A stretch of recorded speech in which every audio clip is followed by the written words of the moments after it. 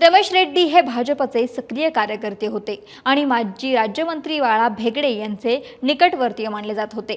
रेड्डी यांचे देहू रोडमध्ये मोबाईलचं दुकानही आहे। अशात रात्री 9च्या सुमारास रमेश रेड्डी हे देहू रोडच्या सवाना चौकातील पंडित जवाहरलाल नेहरू मंगल कार्यालयाजवळ उभे होते। हल्लेखोर त्यावेळी आधीच दबा धरून बसले असावे, कारण काही काळाच्या आतच अज्ञात हल्लेखोरांनी त्यांच्यावरती अंधाधुंद गोळीबार केला। त्यांनी 9 गोळ्या झाडल्याचं बोललं जाते आणि त्यातील एक गोळी ही रमेश यांच्या डोक्याला भेदून गेली। हल्ल्यानंतर आरोपी तर पसार झाले, पण रमेश हे जखमी अवस्थेत तिथेच रक्ताच्या थारोळ्यामध्ये पडले।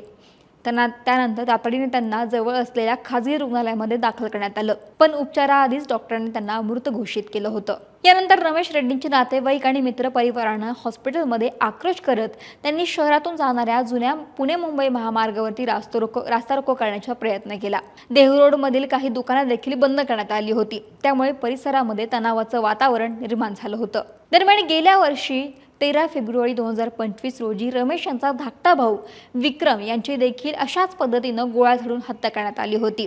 एका बर्थडे पार्टीवेळी एक वाद झाला होता। वाद भलत्याचाच होता, पण यात जीव मात्र विक्रम रेड्डी यांचा गेला होता। या प्रकरणातील आरोपी अजूनही जेलमध्येच आहे, परंतु अशात रमेश रेड्डी यांचा खून होणं, खरं तर हा खून पूर्ववैमनस्यातून झाला असावा असा संशय पोलिसांनी व्यक्त केलाय। काळ्या धंद्यातूनच हा खून झाला असल्याचा संशय पोलिसांना आहे। तसेच त्यांचे कनेक्शन देखील त्याच्या भावाच्या हत्येशी आहे का याचाही तपास पोलीस करतायत, कारण रमेश रेड्डी यांचे पूर्वी काही अवैध धंदे असल्याची माहिती आहे।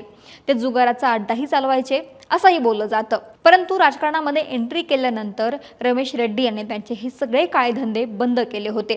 त्यामुळे ही हत्या नेमकी कोणत्या कारणामुळे झाली याचा तपास सध्या पोलीस घेत आहेत।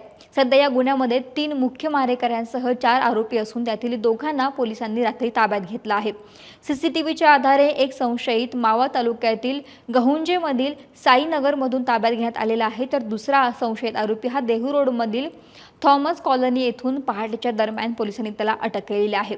तर इतरांच्या शोधासाठी पोलिसांनी पथक रवाना केले, पण मावा तालुक्यामध्ये गेल्या 10 दिवसांमध्ये 3 हत्या घडल्यात। या हत्येमुळे नागरिकही सध्या भीतीच्या छायेखाली आहे। त्यामुळे या हत्या प्रकरणामध्ये नेमकं काय सत्य समोर येतंय हे पाहावं लागेल।